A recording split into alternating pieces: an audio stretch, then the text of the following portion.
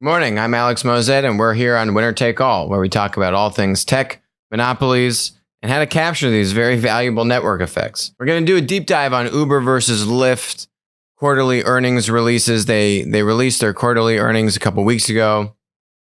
Taking me a little bit, but I really wanted to kind of dive deep into the numbers and analyze what's going on between these two companies. We were talking about Apple TV's $6 billion investment yesterday. I missed something on that, so we're going to come back to that. Instagram announces that they're going to now let people buy stuff on Instagram, and they're about to roll that out. I think that's going to be very interesting. I want to look at that. Pinduoduo, the number 3 e-commerce player in China, just released earnings this morning with a huge beat. They're up over 13% right now. So we're going to look into that a little bit. And then also look at the role of regulation in China of tech platforms and what's going on with a recent 10-cent move in China. So let's dive into the Uber versus Lyft situation here. First off, if I was to just show you two charts, one chart here is so they both released earnings around August 6th or August 7th. So if you kind of look in the middle of this chart, you see a spike on the 7th. So Lyft had a more positive response from the market after coming out with their earnings. And then here's Uber. You see that I think they came out the day after. So they were also up and then it went down. But, you know, if you kind of look what's happened in the past couple weeks since then, it's kind of the same chart. I mean, it's kind of the same thing. So why is that, right? So basically, Lyft was able to beat on growth and revenue expectations. Lyft does not report GMV. Uber does report GMV. Lyft just reports their revenue, which in the past I've talked about how I'm not a fan of that. I'm a fan of much more transparency, and I think Lyft long term is doing that because they're reticent about disclosing that, where Uber does, and Uber is obviously the much more dominant player in ride sharing in the US. Now, let's dive a little bit deeper here. So Uber's gross bookings grew at 37% to about $15.75 billion. So that's gross GMV across all the stuff they're doing globally. It was expected to be $15.83 billion. Okay, so they missed it by like $80 million. Okay, compared to Lyft had, let's see here, 62% revenue growth. So they had, they expected revenue, they upped their revenue guidance by a few $100 million. So all in their annual revenue, they're expecting to be around $3.47 to $3.5 billion. The prior expectation was around $3.3 billion. So it basically went from 3.3 to 3.5 on an annual revenue basis. Okay, $3.5 billion. Uber's single quarter revenue, okay, grew at 26% to $2.87 billion, right? So basically, Uber's doing $2.9 billion in revenue in one quarter. Lyft is saying we expect to do about $3.5 billion over the next entire year. There are our full revenue for 2019. Okay. Let's look at another thing. Their market cap. Let's look at the valuation. So Lyft's current market cap today is about $15 billion. Uber is at $60 billion. Okay. So you're kind of saying, okay, let me do the math here. Yeah, I mean, Uber kind of has 4x the revenue of Lyft. Okay, yeah, that kind of makes sense. You could also say, well, you know, I don't know what Lyft's GMV is because they're not disclosing it anymore. But Uber has massive GMV, right? Close to $16 billion in GMV. So it makes sense to me why the market responded more positively to Lyft, because Lyft was able to beat the expectation on growth. And Uber's revenue also missed the expectation on revenue growth. It was still a lot, 26%, but the market expected more. It wasn't a big miss, but it was still a miss nonetheless. And particularly when these companies, these younger public platform companies, I think the market values their ability to beat on growth much more so than their ability to beat on earnings, which is clearly the case. They're both losing money. But if the top line growth is slowing, then that's much more concerning to the market. And that makes sense because these are high growth platform business models, supposed to be winner take all, right? Here is why I'm more bullish on Uber long term.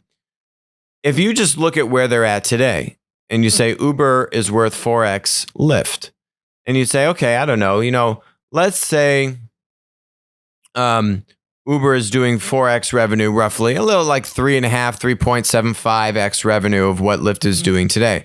The problem with that is that Uber is a global company. Uber is in multiple platform models.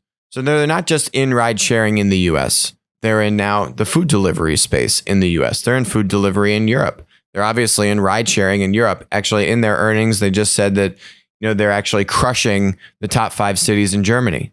So they are making huge entryways into other markets in ride sharing, as they were doing in China, and then they sold that off to PDD, which is the Chinese version of Uber, and that was widely profitable and accretive for Uber, the investments they made in ride sharing in China.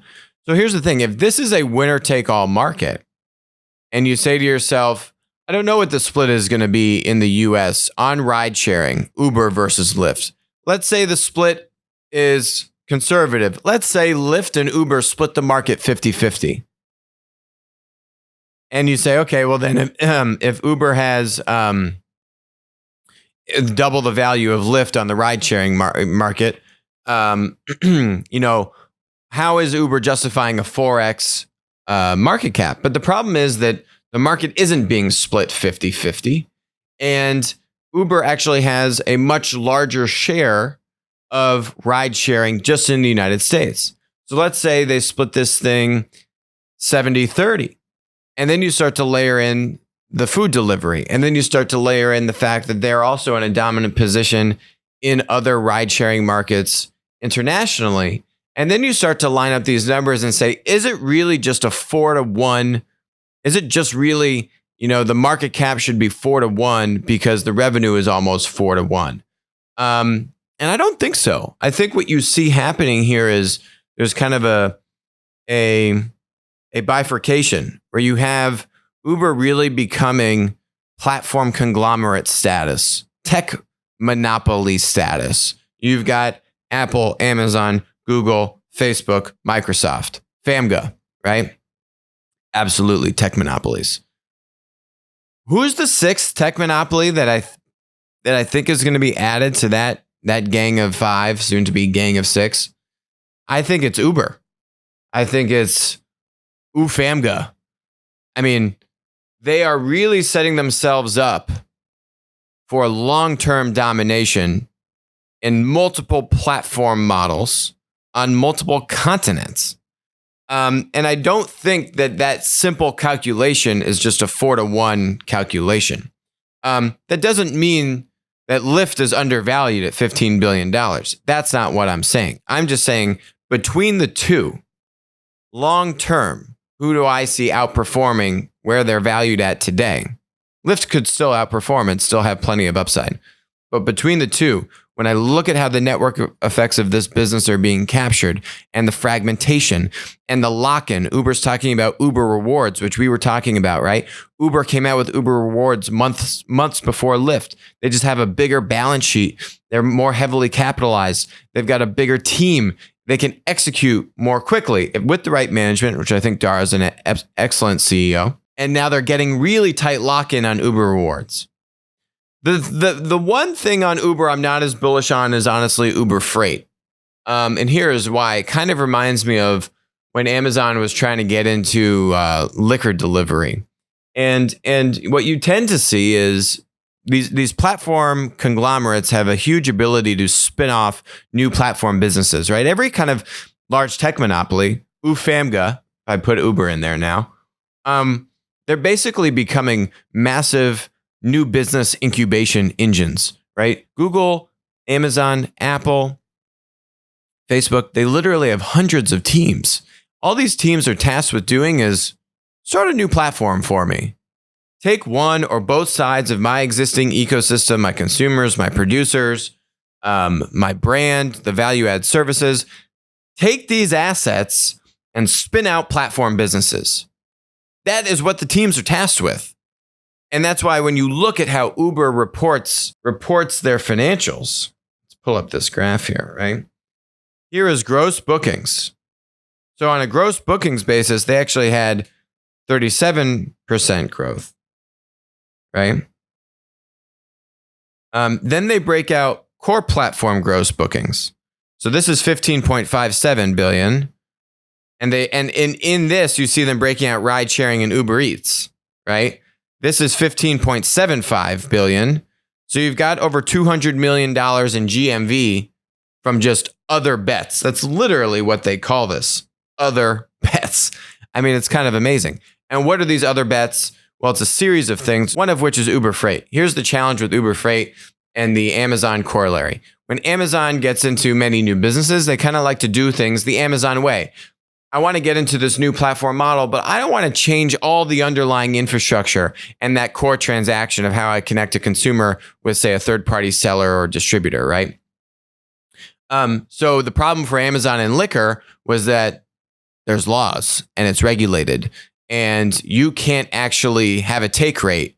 Say in New York State, Amazon, if you're buying a bottle of tequila from the liquor store down the street, Amazon could figure out how to get you that bottle of tequila, but usually Amazon will take, 10, 15, 20% of the $100 that you spend on the tequila. You can't do that. That's actually against the law in New York State. So what you've seen with these liquor delivery platforms like Drizzly and Minibar, they haven't been able to raise huge sums of money because the economics of the marketplace are different. The lock-in effect on the marketplace are different. Really, they're just charging kind of like an advertising model to the merchants, to the liquor stores to say, hey, sign up on the platform and I'm going to bring you, pay me, I don't know, a few $100 a month or something. And I'm going to bring you orders. And then, we'll handle the fulfillment and this kind of stuff. Or the store can do the fulfillment, or we could do the fulfillment for you. I'm sure there's different options. But you're not having a take rate on the core transaction. That's a much less sticky model. It's kind of like what we talked about with car marketplaces, cars.com, Cars Gurus, these kind of like 1.0 marketplaces like a Craigslist. Not as sticky, not much lock-in effect. Same thing I think is going to happen in logistics with Uber Freight. Here's why. When Uber really took off, it wasn't Uber Black where Uber started. Uber started with Uber Black cars. That was okay. But the true value, the true breakthrough for Uber was when you can create new supply, right? Marketplaces thrive on fragmentation. Where was their fragmentation? Saying, oh, literally just anyone in this country who owns a car and has a few extra hours of free time, why don't I let them drive and be a taxi?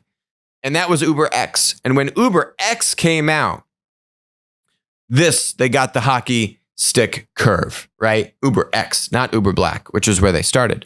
Uber X is really the thing that has driven, that they've been able to tap into literally what you would call not just fragmentation, but latent supply. Just everyone now can be a taxi driver, right? And make incremental money. There is no latent supply in the trucking and logistics industry. There's actually a massive trucker shortage by the millions of truckers. And it's much harder to just say, hey, does anyone want to go drive a truck? It just doesn't work that way. You can't do like Uber X for trucks. You need to have a commercial driver's license. You also need this thing called a rig. You don't just have people with rigs lying around. So it's a much different industry, which means that when you have much tighter supply, it still is very fragmented. There's still a lack of pricing transparency. So there are a lot of these inefficiencies. And that's essentially what Uber Freight is solving for right now. It's basically saying, hey, I'm going to connect a small shipper with these, kind of more individual, independent truck drivers. And I'm going to take the friction out of payments. So Uber Freight's paying the drivers in like 5 days, whereas typically the drivers would get paid in maybe 30 or 60 days. So that's nice. But if you listen to Bill Gurley, a platform guru, you're really just like, what's the value there? Is there really a platform network effect value, or are you just kind of helping out on the economics and like giving them their money faster? So yeah, you're giving them an app. That's nice. Better technology. You're giving them money faster. That's nice. You're giving them some better economics. Is there a true network effect lock-in dynamic here? And it's not there in the current construct of how Uber does things, which is consumer to producer. The model that needs to be embraced by Uber, and which I'm telling you scares the living daylights out of the large trucking and logistics companies like an XPO, like a JB Hunt, like a DB Schenker, CH Robinson, etc., is this. Where is their fragmentation? Where could you harness supply that you're not harnessing today? So all these big trucking companies are saying, oh, we're investing $500 million, $1 billion into our infrastructure. There's this thing in the trucking industry called 3PLs, third-party logistics provider. And basically, you can think of a 3PL as kind of like a 20th century broker, right? And the 3PL is saying, I connect a shipper with truckers. And I am the middleman. I'm kind of coordinating the logistics and the route and, how this load is going to fit into the, trucker's schedule. There's these things called less than truckload LTL market versus full truckload FTL. And so you find a lot of this in the LTL market starting, which is more commoditized, kind of, hey, I've got some extra room on my truck. Let me put in a new load. Then it can slowly start to creep up into the FTL market. Here's the thing. I think the true winner-take-all dynamic in the logistics 3PL industry is to do exactly that. Not a two-sided marketplace. It's a three-sided marketplace. What you need to do is commoditize the complement. If you're a large incumbent trucking and 3PL company and you're investing hundreds of millions of dollars into your 3PL software connecting shippers and truckers, right? What you need to do is open up the kimono to the enemy. Who is the enemy? The small mom and pop 3PLs. Those are their fiercest competitors. So if I'm an Uber, how do I win in Uber Freight? I embrace my competition. Who Uber Freight is supposed to replace, right? They're supposed to replace the role of the 3PL. What I'm saying is you're not going to get to scale unless you embrace who you're trying to replace right now. Eventually replace them in 10 years, right? And get to scale. But here's the trick. I give away the technology for free. Rule 1 of every platform. Give away the technology for free. I let the 3PLs use my technology to coordinate between their existing shipping customers and their existing trucking supply. Fantastic. Value add. Free software. The software sucks in this industry, by the way. It's horrible, especially if you're a small 3PL. Okay. That's why the big trucking companies are making, we're investing hundreds of millions of dollars into all this infrastructure and tech. Great. Small 3PLs are being left behind. There are over 17,000 3PLs in this country. Can you smell fragmentation? Number 2, now you bring extra demand to the 3PLs, to the small 3PLs. Maybe it's a little bit more complicated jobs. Maybe it's things that what Uber Freight is doing today, which is just simply connecting shipper to trucker, right? No middleman. The platform is purely the middleman. There are a tranche of jobs that don't fit that matchmaking mechanism. So you can get those jobs and bring those to 3PLs. And you can also now figure out different economics where maybe you want a little bit of a higher touch value add service model with 3PLs. But the point is, for the platform model that truly embraces a three-sided marketplace. Now, three-sided marketplaces are exponentially more difficult than a two-sided marketplace. But if you really want to capture immense supply, and that's the challenge in this business, how do I get supply? And you're not purely going to capture supply by only relying on independent truckers that the platform can have this direct relationship with. You're going to need to open up to these small mom and pop 3PLs and then ipso facto get access to the small 3PLs truckers. And now you can really tap into serious supply. And then you can really try to juice demand. And you, by the way, can capture a much wider spectrum of demand. So that's my challenge with Uber Freight. I don't know if Uber Freight is going to be able to break the mold for how Uber does logistics marketplaces, which is a two-sided marketplace. But for Uber Freight to win, it needs to be a three-sided marketplace. And there are different tech startups that are taking a three-sided marketplace approach. But if Uber does this, then obviously, I mean, they do it in a big way. And that to me would be the really scary thing for the large incumbent trucking companies. Okay. So we were talking about Apple TV yesterday making $6 billion investment in content. I mean, this is just kind of funny. I missed this. It's literally called Apple TV Plus. I don't know what branding people are working on this, but literally Disney's Netflix competitor is called Disney Plus. So I don't know. Don't call it the same thing, guys. I mean, the plus, really, you have 5 or 6 companies going after this space with Netflix competitors, and Apple and Disney call it the same thing. I mean, really?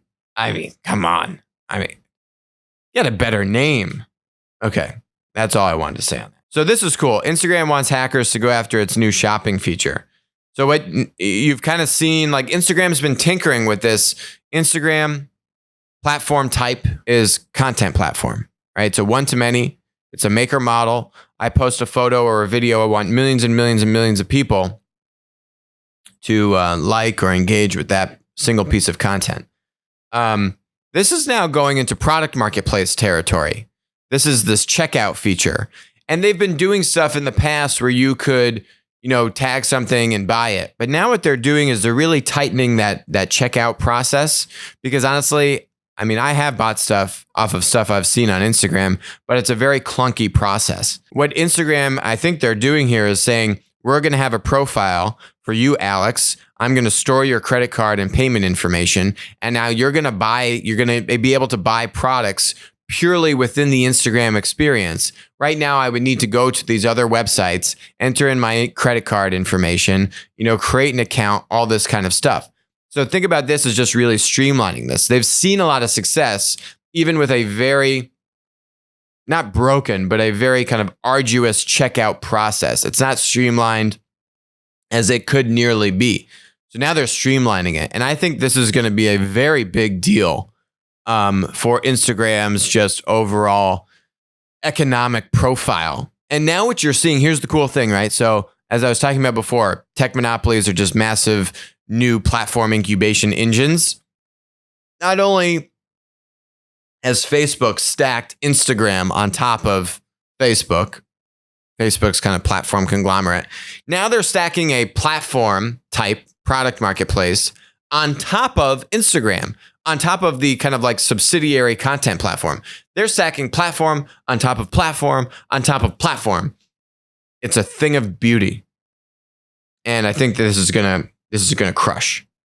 Okay, this is kind of funny. We were talking about Twitter and Facebook weaning out kind of bots from the Chinese government that were trying to influence what's going on in Hong Kong.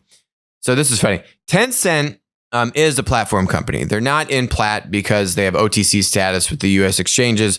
They just don't disclose enough information for us to really put a stamp of approval on their financials and on their disclosures to say that, yes, they should be in the index. But I am 99% confident that they are a platform. They own a lot of development platforms. They own Fortnite, which has been huge in the US. So now what they're saying is the PUBG. PUBG was kind of like the predecessor to Fortnite. So Tencent is bringing PUBG to China.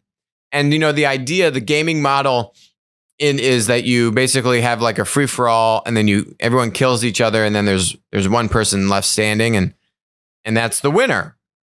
It's fun. It's exhilarating. So let me read this to you. Usually, the last surviving player on the battlefield will receive the victory message, "Winner, winner, chicken dinner." Now the last 5 players will be named the winner of the game. If players make it to the top 5, the game will post a message to users informing them that they've already won, and will ask, would they like to continue? And so PUBG is changing this for China to align with socialist core values. I can't make this stuff up. So they're basically saying, hey, you guys have won. Top 5. Would you like to keep playing and play to the death? I don't know how they're going to do this. I wonder if it has to be a unanimous decision amongst all 5 people.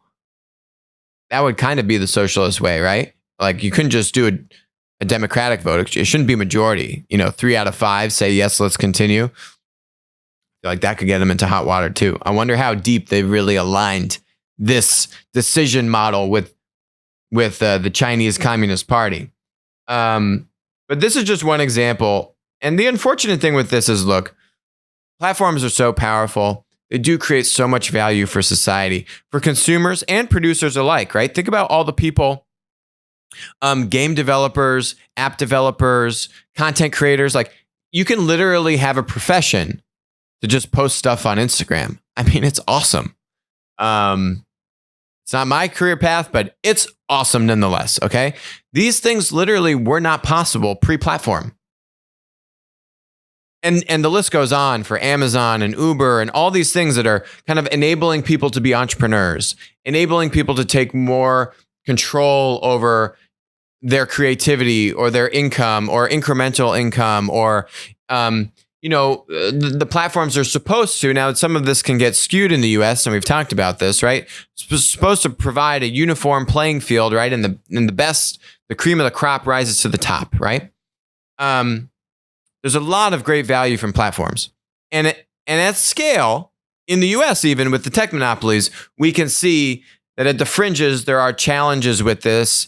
And I think the tech monopolies do need to be regulated to a certain degree, more so on the producer side rather than the consumer side. Okay, we've talked a lot about this. The problem is when you have a totalitarian government, which is basically using a dominant tech platform as an extension of the state. I mean, this example here, I mean, it just doesn't get any clearer. That's a big problem to me because now all the power and the value of these platforms is being tainted by politics. And there needs to be a division there. So we're seeing issues in the US with platforms, but it's not as much the government doing it. These companies are privately trying to manage this. They actually want the government to give them guidance on what to do. Ironically, Zuckerberg has asked to be regulated and for the FTC to give him guidance on how to patrol users on Facebook, right? And they haven't done it. This is completely on the other end of the spectrum. And it just, it's unfortunate. It taints the value of really what platforms do provide. So Pinduoduo, is the number 3 platform in China. They're up almost 12% this morning after releasing earnings. They had a big beat here. And again, they had a big beat on growth. Their actual earnings per share did not beat. They actually lost money. The market was expecting a small profit of EBITDA. But they beat. They had $1.06 billion in revenue, where the market was expecting about $880 million in revenue. It's a pretty big beat, especially with all the rhetoric around, the US-China trade deal and the Chinese economy slowing and hurting. So again, for these young platform companies, Pinduoduo was founded in 2015, guys. Okay? It's not even 5 years old. This thing went public last year. This thing went public in 3 years from being founded, and it's the number 3 e-com site in China. I mean, holy moly. So a couple things we're seeing from this. Absolutely, as we're seeing in the US, where you can have a dominant e-commerce marketplace winner, 2 of them, like in the US, I think you have Amazon and Walmart as the general overall winners. But now you're seeing vertical specific winners, right? We've talked about sneakers and luxury goods and cars, and you have these vertical specific winners. Where you could have 1 or 2 winners in each niche. And each niche is it's not a small niche. It's hundreds of billions of dollars of niche. But you'll have the overall e-commerce winners and then niche winners. Still a winner-take-all dynamic kind of on both levels. You're seeing the same thing here in China, where Pinduoduo is absolutely the e-commerce winner for like group purchases, which has resonated with these rural villages that all pool together the stuff they want to buy. And that's catapulted them to number 3. Now, here's the interesting thing. Let's look at GMV. This is the thing that really shocked me. They had $83 billion in GMV in the previous quarter, Q1 of 2019. They reported $103 billion in GMV this past quarter. That's 25% GMV growth. That is the most exciting thing to me. I honestly don't care that they beat by, $100 or so million in revenue. To me, especially if the company is less than 5 years old, I'm looking at the true top line. And true top line, as I've griped against Lyft, true top line for a platform, especially marketplace, is not revenue. It's GMV. My big problem with why Lyft is not disclosing that anymore. I want to see the total throughput of stuff and how fast that's growing. Then I can infer how much take rate and how well you can slice off revenue from the GMV. But if the GMV is hurting or slowing, and I don't know on Lyft, this I know the GMV is crushing. And so that's going to make me very bullish on Pinduoduo. And their ability to eventually, break even, and they're basically at break even right now. If anything, continue to then just have a larger take rate as the GMV grows, because if they have a more dominant share, more of a winner take all dynamic, then they have more leverage to be able to take more money out of that pie. So that's all we have for today. I am on vacation for the next few days, so I will talk to you early next week. Thanks for joining us. Talk to you soon.